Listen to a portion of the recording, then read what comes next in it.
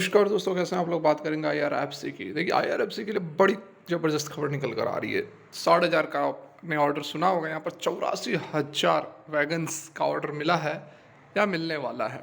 Not yet confirmed, लेकिन बहुत बड़ी यहाँ पर खबर निकल कर आ रही है। उसके साथ में कुछ लोग ये भी पूछ रहे थे कि क्या IRFC के अंदर अभी एंट्री ली जा सकती है। इसको भी समझेंगे, खबर को भी जानेंगे, सारा कुछ समझेंगे जानेंगे। इसी वीडियो में रिक्वेस्ट रहेगी, वीडियो अच्छी लगे तो एक लाइक करके हमें मोटिवेट ज़रूर करें। चैनल को फर्स्ट टाइम विजिट करें तो सब्सक्राइब कर ले, क्योंकि यहाँ आपको जेन्युइन कंटेंट ही मिलते हैं। तो चलिए आगे बढ़ते हैं।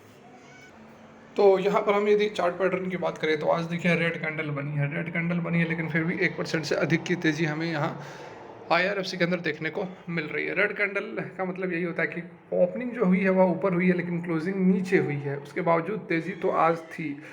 फिलहाल रेड कैंडल बनी है। रेड कैंडल बनने का कारण मात्र एक ही है कि बहुत बड़ी रैली, जैसा कि मैंने आपको कल भी बताया था कि इतनी बड़ी जो रैली हो चुकी है ऑलरेडी, तो प्रॉफिट बुकिंग होगी, कुछ कंसोलिडेशन का जोर भी चल सकता है। हो सकता है कि इस रेंज के अंदर या कुछ दिन कंसोलिडेट भी कर सकता है। तो इसमें चौंकने वाली बात नहीं है। कोई भी स्टॉक रॉकेट की तरह नहीं भागता है। स्टॉक भागता है तो उसमें टाइम लगता है, कंसोलिडेट होता है, फिर ऊपर जाता है, फिर कंसोलिडेट होता है, फिर ऊपर जाता है। तो यहाँ पर कंसोलिडेशन फिलहाल तो हमें इस रैली में देखने को नहीं मिली है।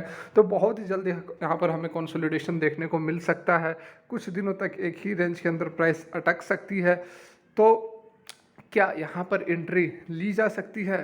तो देखिए, अभी फ़िलहाल इन लेवल्स पर एंट्री लेना बहुत अक्लमंदी की बात नहीं होगी, क्योंकि हो सकता है कि कुछ प्रॉफिट बुकिंग हो तो नीचे भी प्राइस आ सकती है, करेक्शन भी हो सकता है। इसमें कोई चौंकने वाली बात नहीं है। यदि आप यहाँ पर देखो, इतनी बड़ी रैली कभी आई ही नहीं है IRFC के स्टॉक के अंदर। ये 1 वीक का मैंने चार्ट लगा दिया है और आप देख सकते हैं कि ये जो आप रैली देख रहे हैं, इतनी बड़ी रैली इसके इतिहास में नहीं आई है। ये 1 वीक का चार्ट है। कभी कहीं कहीं पर एक दो ग्रीन कैंडल्स आपको बड़ी दिख रही होगी, लेकिन इतनी बड़ी रैली आई ही नहीं थी। अपने एक सपोर्ट जोन जो कि यहाँ पर 37 के आसपास स्टैंड करता है, वहाँ से इसने एक ब्रेकआउट दिया है और 50 से ऊपर तक का हाई लगा दिया। तो बहुत बड़ी रैली ऑलरेडी इसके अंदर आ चुकी है। तो बहुत ही जल्द आपको इसके अंदर प्रॉफिट बुकिंग भी दिखेगी, करेक्शन भी दिखेगी और कंसोलिडेशन का एक जोन भी दिखेगा। तो फिलहाल थोड़ा सा आप वेट कर ले, कंसोलिडेट होने दे। अब फर्दर कंसोलिडेशन के बाद जो फर्दर इसमें तेज़ी आएगी, उन लेवल्स पर आप जो है एंट्री IRFC के अंदर ले सकते हैं। फिलहाल एक जो अपडेट आ रही है उस पर भी नज़र डालते हैं। तो यहाँ पर आप देख सकते हैं, Indian railways placed highest ever order for 84,000 wagons, years why. तो यहाँ पर आप देख सकते हैं कि मैं खुद से नहीं चढ़ा बढ़ा कर बोल रहा हूँ कि इतिहास की सबसे बड़ी ऑर्डर। यहाँ पर खुद आप हेडलाइंस ही देख सकते हैं कि हाईएस्ट एवर, अभी तक का सबसे हाईएस्ट जो है 84,000 वैगन्स, मतलब जो डब्बे वगैरह होते हैं, पूरी की पूरी ट्रेन्स वगैरह होती हैं, उनकी जो ऑर्डर्स यहाँ पर 84,000 वैगन्स का मिला है। तो इसको आप कैलकुलेट करोगे तो अमाउंट तो बहुत ही बड़ा हो जाएगा, क्योंकि अभी कुछ दिन पहले जो 60,000 की खबर निकल कर आ रही थी, 60,000 वैगन्स की, तो 25,000 करोड़ का उसमें एलोकेशन था। अब इसमें तो और भी बड़ा यहाँ पर अमाउंट लगने वाला है। तो डेफिनेटली बहुत ही ज़बरदस्त यहाँ पर अपडेट्स निकल कर आ रही हैं। फर्दर कुछ यहाँ पर डिटेलिंग देखी जाए तो इंडियन रेलवे ने प्लेस्ड किया है, have placed an order for 84,000 wagons. ठीक है, ऑलरेडी यहाँ पर हैव प्लेस्ड का मतलब होता है कि प्लेस्ड किया जा चुका है। The highest in the national transport history.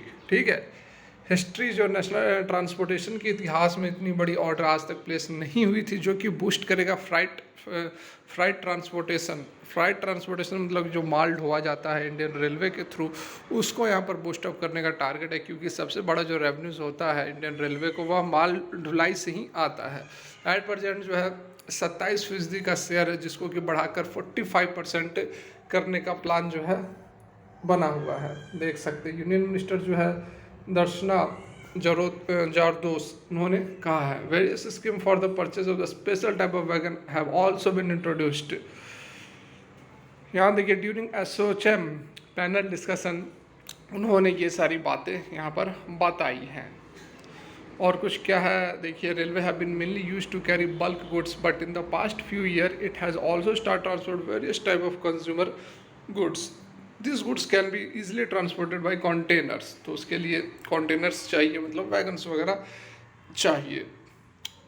और क्या कुछ यहाँ पर तेज़ी आई है वह भी उन्होंने बताया कि 2006 से 2014 तक जो है 4.1 किलोमीटर इन अ डे, मतलब कि जो रूट्स बनाए जाते थे वो 4.16 किलोमीटर था। उसके बाद यहाँ पर 2014 से 2022 तक जो है 7 किलोमीटर पर डे है, और जिसको कि बढ़ाकर 12 किलोमीटर पर डे तक करने की यहाँ पर बात चल रही है। फर्दर उन्होंने बताया कि 2006 से 2014 तक 4,557 किलोमीटर का जो ट्रैक है उसको डबल किया जा चुका है, और जो फर्दर 2014 से अभी तक 13,080 किलोमीटर के ट्रैक्स को डबलिंग की जा चुकी है, जो कि फर्दर और भी यहाँ पर आगे जाकर बहुत बड़े बड़े प्लान्स हैं। इलेक्ट्रिफिकेशन ऑफ फ्राइट ट्रेन्स, उन्होंने कहा कि 85% जो है वह कंप्लीट हो चुका है, और 100% भी इस करंट फाइनेंशियल ईयर के अंदर हम कंप्लीट कर देंगे इलेक्ट्रिफिकेशन जो माल ढोने वाली गाड़ियाँ होती है उनकी। तो देखा यहाँ पर आप डेफिनेटली कि कितने बड़े बड़े ऑर्डर्स आईआरएफसी को मिल रहे हैं। इंडियन रेलवे में जो भी कामकाज होंगे, जो भी एक्सपेंशन होगी, उसके लिए फंड्स का जो एलोकेशन है तो आईआरएफसी ही करेगा, क्योंकि ये फाइनेंसिंग विंग इंडियन रेलवे का आईआरएफसी ही है। इसके अलावा फर्दर और भी जो रेलवे स्टॉक्स है, एयरकॉन, रेलटेल और बहुत सारी वैगन्स बनाने वाली भी कंपनियां हैं, ठीक है।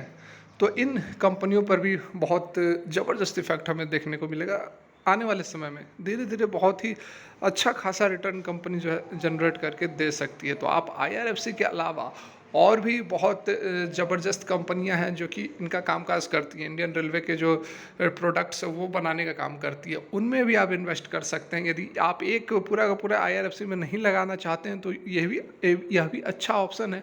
आप कुछ अपना कैपिटल को डिस्ट्रीब्यूट करके टॉप की कंपनियों में जो कि रेलवेज़ का प्रोडक्ट बनाती है उसमें भी डिस्ट्रीब्यूट कर सकते हैं। आपको बढ़िया एक्यूमुलेटेड जो है रिटर्न निकाल कर दे सकती है। तो फिलहाल के लिए वीडियो यहीं तक अच्छी लगी हो तो एक लाइक करें। Thanks for watching, have a good day.